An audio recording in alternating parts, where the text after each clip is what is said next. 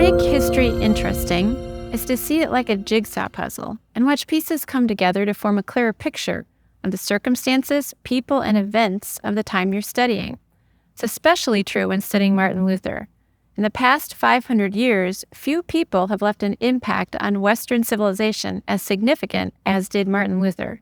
I could not agree more, Sarah.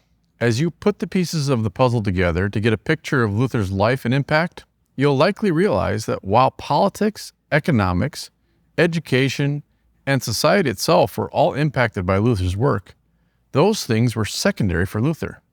The most important contributions he made were theological.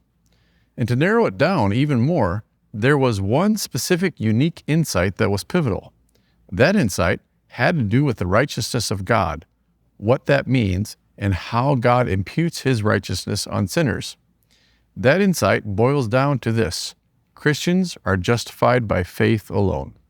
So let's take a moment to put some of those pieces of the puzzle together to get a picture of how Luther came to understand justification by faith. To do that, we're going to let Luther's own account from the end of his life in the Preface to Latin Works of 1545 start the conversation. As Luther described it, the process that led to his discovery began with struggles that were caused by theological principles and doctrines he held as a monk. Here's Luther's own account.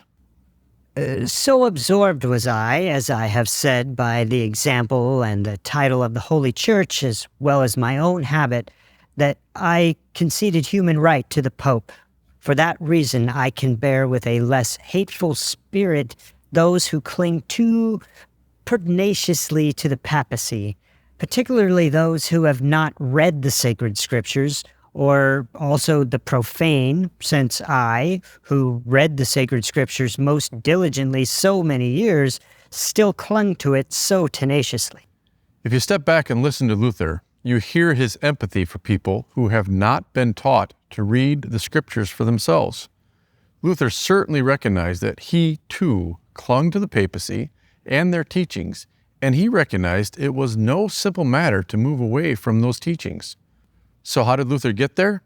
And what happened to him to lead him to question the authority of the Pope and Council's rulings, declaring a person to be justified or righteous in God's sight?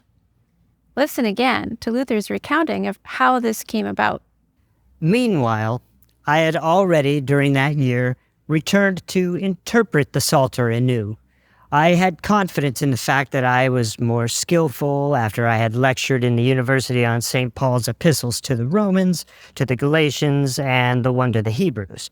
I had indeed been captivated with an extraordinary ardor for understanding Paul in the epistle to the Romans.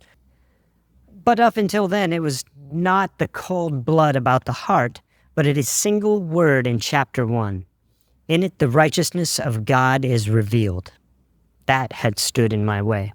As a way of understanding the process Luther was going through, we can step back for a moment and consider Luther's education. Luther was taught that faith formed by love is what makes one righteous in God's sight. Simply put, you confess your belief in God, then you do everything in your power to fulfill the greatest commandment, which is love God with all your heart and love your neighbor as yourself. Now listen to him explain what happened to his conscience when he had this mindset. Though I lived as a monk without reproach, I felt that I was a sinner before God with an extremely disturbed conscience. I could not believe that he was placated by my satisfaction. I did not love, yes, I hated the righteous God who punishes sinners, and secretly, if not blasphemously, certainly murmuring greatly, I was angry with God and said, as if indeed it is not enough that miserable sinners eternally lost through original sin are crushed by every kind of calamity by the law of the Decalogue, without having God add pain to pain by the gospel, and also by the gospel threatening us with his righteousness and wrath. Thus I raged with a fierce and troubled conscience.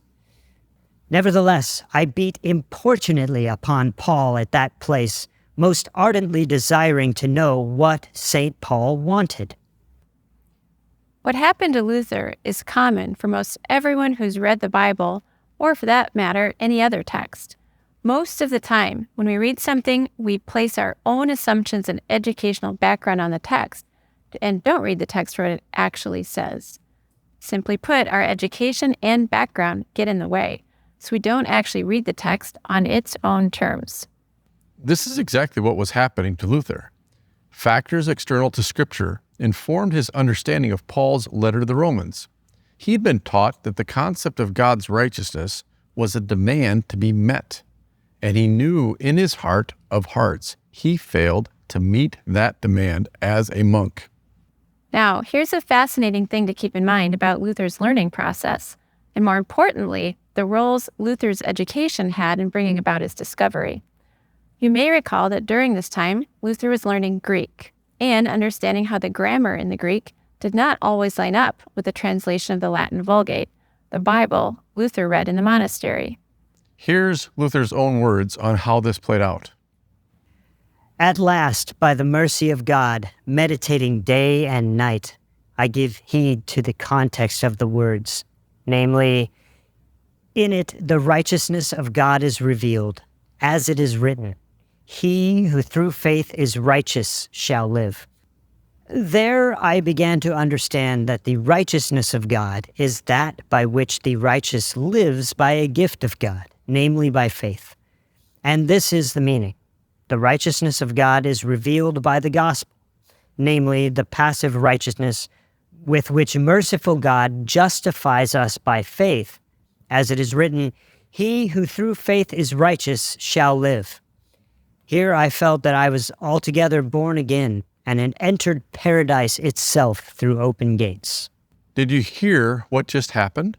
Luther's breakthrough was actually a hermeneutical discovery. He was reading Paul and then used the scriptures Paul was citing to understand what Paul meant.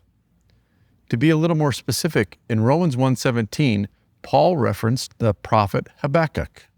Habakkuk tells of the pending destruction of Israel at the hands of the Chaldean army, whom God had sent. And in the middle of this prophecy, Habakkuk declares that the righteous live by faith. Faith in the very God who had set loose their enemies to destroy the Israelites. Luther's reading of Habakkuk was the key to understanding how God's righteousness was good news, that is, the gospel, and not another demand. In other words, Luther's discovery was brought about because of the situation he found himself in and the theology that had been pressing on him.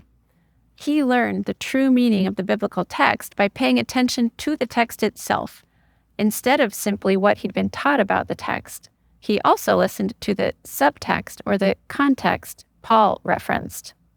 And what was the end result for Luther? Listen to what he says. There, a totally other face of the entire Scripture showed itself to me. Thereupon I ran through the Scriptures from memory. I also found in other terms an analogy as the work of God, that is, what God does in us, the power of God, with which he makes us strong, the wisdom of God, with which he makes us wise, the strength of God, the salvation of God, the glory of God. And I extolled my sweetest word with a love as great as the hatred with which I had before hated the word righteousness of God. Thus, that place in Paul was for me truly the gate to paradise. Now, to put all this in context, keep in mind that while this was happening, Luther was being pulled into the controversy surrounding indulgences. He was being pressed further and further about his views and theological assertions. In the middle of all the political, economic, and social dynamics, Luther kept studying and lecturing on the Bible. And in the middle of being pressed to clarify why he said what he said and did what he did, Luther had a theological breakthrough that would forever change the landscape of Western Christianity.